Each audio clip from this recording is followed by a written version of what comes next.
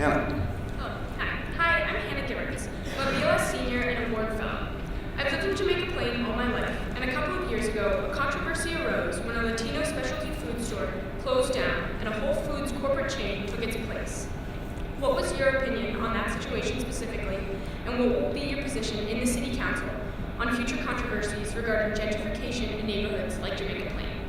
Mike, why don't you start with you? Sure, I stood with High-Low Foods back then, and obviously the community, particularly the Latino community, that was concerned with respect to cultural foods that were being served there, and wanting to make sure that those foods, those items would be provided in the new store, as well as making sure that they were, cost effective in terms of the price changes that were going to be taking place. And so we see that play out. We're seeing it now. Jack will probably speak better to it with respect to Johnny's Food Master over in Charlestown has now been replaced by a Whole Foods, and the community thought it was a great idea to have a new sort of state-of-the-art, fresh supermarket, one that didn't have mice running across the aisles, as I've witnessed personally. That said, the prices have gone up significantly, so folks that live in the community, people on fixed income, seniors, are having a very difficult time sort of making ends meet, and in some instances passing by Whole Foods and going to a cheaper supermarket like Market Basket. So I think we need to have a study on grocery stores as well to find ways that they could be more cost competitive for seniors and folks on fixed incomes and students. I support having the city's reserve deposits placed in local banks to create access to capital for small businesses, so that we can create vitality in every neighborhood, whether I'm meeting with senior citizens in the North End or Mattapan, or college students in parts of the city. One of the overarching concerns that I hear is access to healthy and affordable food near transportation. So I'm a big proponent of that. I'm an organic gardener. I think that this is an opportunity. I think we need to look at ways to support the small businesses along Center Street in Jamaica Plain, and see, I think that we can get them together and sort of have a coalition of small business owners there, make sure that residents are aware that they exist, and support small and local businesses. It's the economic engine of our city, and we need to make sure that we're creating middle-class jobs over the next 20 years, and that we have opportunities for folks who are graduating from college and here in the city, that they have those types of opportunities. So I'm a big supporter of entrepreneurship. This is an issue that happens from time to time, and I lived in West Roxbury for 19 years now. Back then it was Home Depot coming in, and the big fear was that it was going to put all the local businesses out of business. Well, True Value is still there on Center Street. I still go to Benjamin Moore Paints to get my paint for my house. I love Benjamin Moore Paint. But the bottom line is that with Whole Foods or any other type of market that comes in, is that it's got to be about the price of what they're charging. I think Whole Foods is great. My wife loves going there, but it's so outrageous the amount of money they charge. They have to charge that because of the preparation of the food that goes into it, etc. In Charlestown, where they just opened the Whole Foods, the number one complaint I hear is that the prices are too high, so they want to have a Star Market or Shaw Market that's closer instead of going to, I think it was Chelsea. Jack will tell you. But if a business comes in, my number one thing is that they've got to give their employees fair wages. They've got to offer health benefits. They've got to treat their employees fairly and equitably. It's the most important thing in the world that any business can do, whether it's Walmart, Whole Foods, or anybody. But I do support businesses coming in. I think businesses are good. I just hope that the community will support the businesses that they're afraid they're losing, like I did over in West Roxbury. Congratulations on being a Ward Fellow. I went to Boston Latin School too, but I was there so long ago they didn't even have Ward Fellows. So I was an advocate. My office was an advocate for maintaining the structure and the product of High-Low Foods with Whole Foods coming in. And one of the most important things you can do as a city councilor is listen. And my father used to say, God gave you 2 ears and 1 mouth, for a purpose. And a lot of what we do is listening. And whether it's High-Low Foods versus Whole Foods, or whether it's development in the neighborhoods, density and parking and those questions, we're on the side of the neighborhood. We're on the side of the little guy. It's one of the reasons that motivated me to run for public office, because life isn't fair and it's unfair and you got to go help the underdog. And that's what I did, and that's what I continue to do as a member of the city council. Please.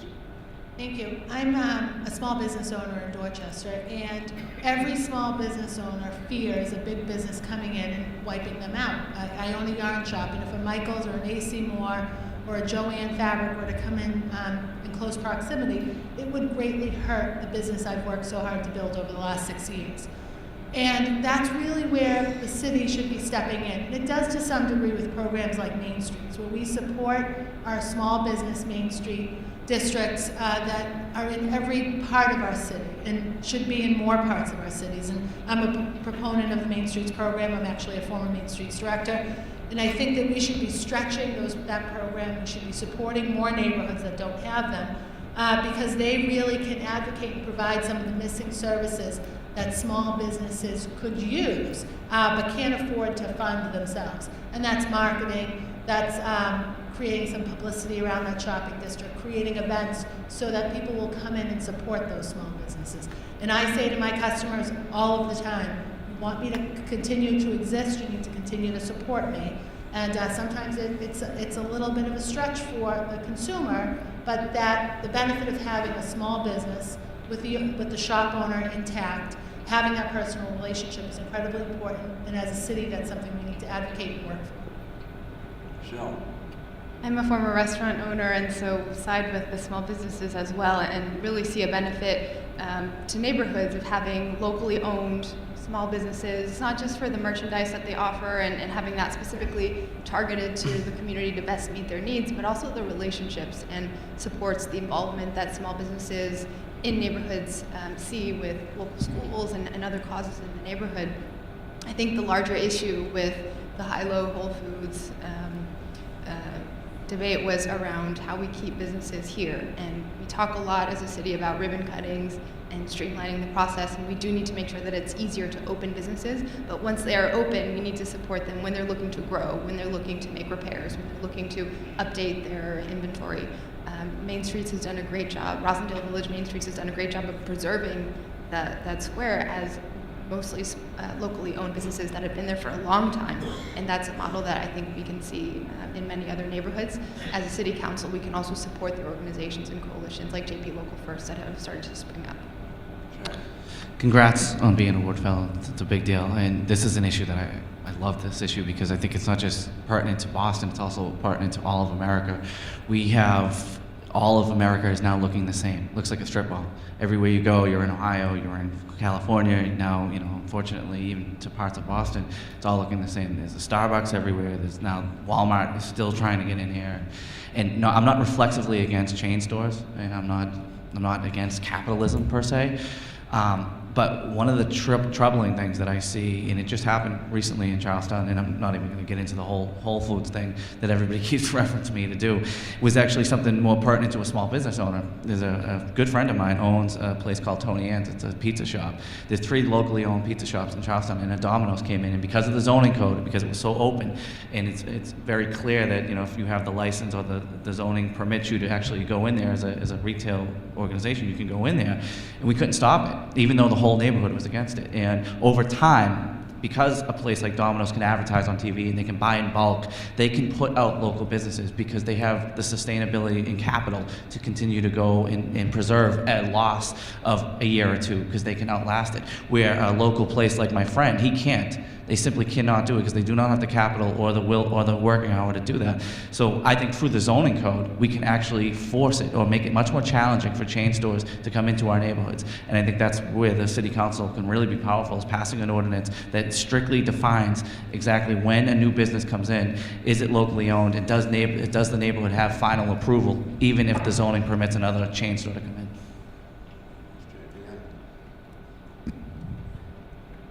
I agree with much of what's been said here. Let me see where I can parachute in. So, as an at-large counselor, it is my charge to work on those issues that are neighborhood transcendent.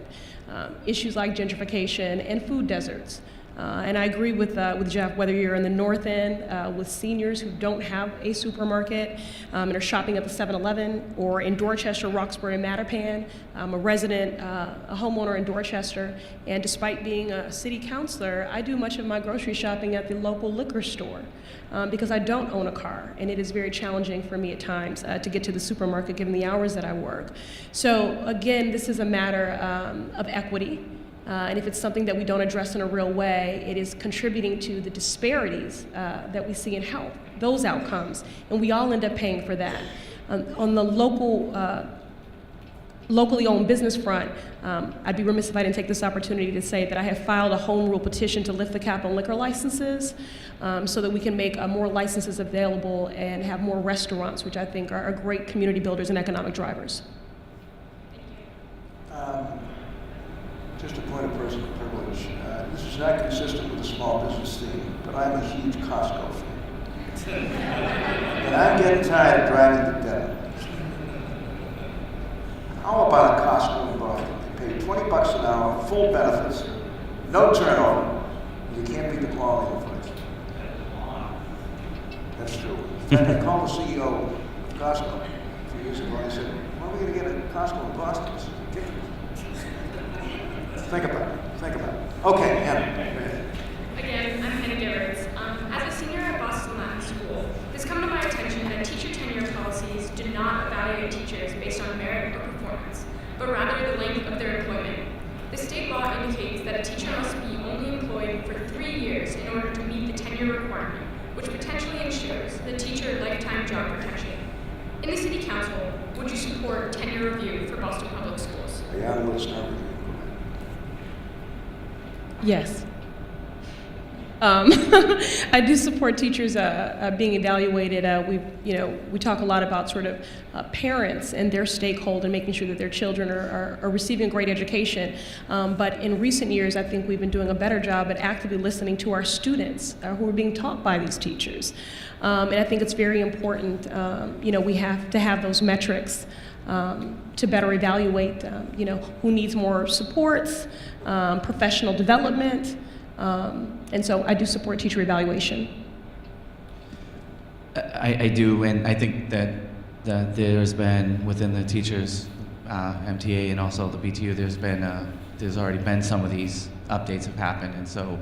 Sure, I certainly support tenure to a degree, but again, going back to my earlier point, I don't want it to be a way that we start, giving pink slips to teachers just because, there's environment without concerns of the environment of the school that they're actually teaching in. I think there's a whole host of reasons why some classrooms from year to year sometimes will underperform on an MCAS test or vice versa. So I'm very sympathetic to a teacher in an individual sense who has to teach in an environment that is different than one of their peers. So I think that all things like that need to be considered before we just simply say yes or no and you have to be fired or something like that. So. As a legal guardian of my youngest sister, I have seen just how much of an impact on her life and her emotional happiness every individual teacher can have. And a system that really makes hiring and firing decisions solely on seniority, I think underserves students. I believe we're in year 2, Karen and Annissa can correct me, but year 1 or 2 of the new teacher evaluation system that's asking for a lot of information now from teachers and uploading all sorts of documents. I think that the key is to figure out how to ask for the right pieces of information so that we can measure in a way that's efficient, an efficient use of teachers' time, and also reflects the entire student's experience, but then also breaks that down into professional development needs. So making sure that teachers are also given the training that they need to be successful teachers in the classroom. With the, again, I'm a Boston Public School teacher, so I'm pretty familiar with this new evaluation tool that we're using now in the system. Under this new tool, tenure really represents only a pay scale increase and a building rights protection, meaning if you've been in a building for so many years and you have a certain level of seniority, you can't get bumped by another teacher, out of a history classroom, out of a math classroom, or an English classroom. The new evaluation tool that was implemented last year actually we found and ended up terminating or being the course to terminate a number of teachers across BPS. So tenure certainly didn't protect those teachers. This evaluation tool has some pros and cons for sure, and it is incredibly thorough. It incorporates not just classroom practices, it incorporates, there's a role for student input, there's a role for community input, there's a role for your grading practices and your lesson planning, and it's incredibly thorough and persistent and at times difficult, to be quite honest, because of the technology that's required to participate in this evaluation tool. And I think that it does overall have a useful place in the system to highlight the teachers that need to be removed or retrained or redeveloped, as it might be. So I think that the tenure as it's been is, we've moved away from that just a bit. Steve? I think, Annissa is educating me on this. I would simply say that, yes, I would support tenure review. There's got to be a balance. Merit and performance are good things.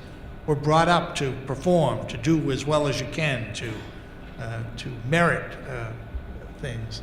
And any system that guarantees somebody a position because of age, and I'm the oldest here.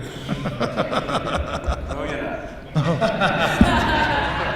Thank you for correcting me, Governor. There's something wrong with that system. So sure, I would support tenure review. Well, there are too many factors that go into why a school performs well or badly, and the same goes for teachers. You might have a teacher that's in a school that's underperforming, and that shouldn't reflect upon the teacher at all. But I think that tenure review is not a bad idea. I do think that if it's going to be used as a tool to remove a teacher, it's a really bad idea. I mean, I had great teachers when I was going to school. I still remember their names. I still remember what they looked like. They were great. They were great influences in my life. Problems I have, my own problems, had nothing to do with my teachers. But I don't think tenure is bad as long as they don't use it to remove a teacher who otherwise would be doing a good job. I do think that training or retraining teachers when time is needed, or giving the power to the principal or the school to decide what's going to happen with that teacher is probably much more of a better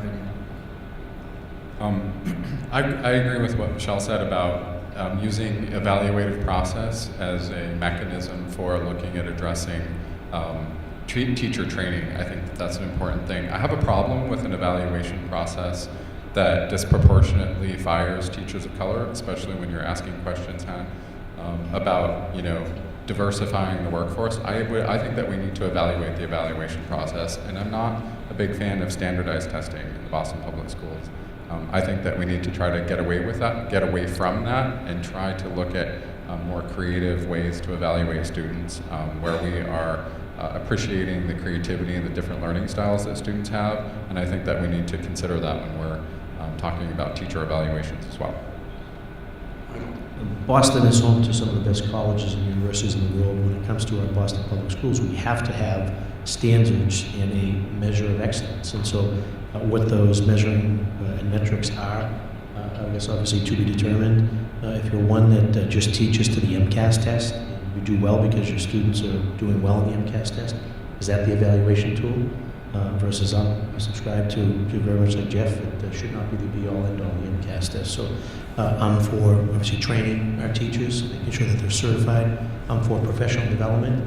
I think there's a well-documented story that's come up in the mayor's race with a teacher, I believe, that was teaching for only 1 or 2 years and got a Teacher of the Year award and completely turned around school and started a National Honor Society and had multiple kids participating in got pink slipped because he didn't have enough time on the job. So that's never a good thing either. So identifying the bright, shining stars, we should be embracing, hugging and high-fiving those successful stories as opposed to trying to find ways to weed them out or stomp them out because they haven't had enough time on the job.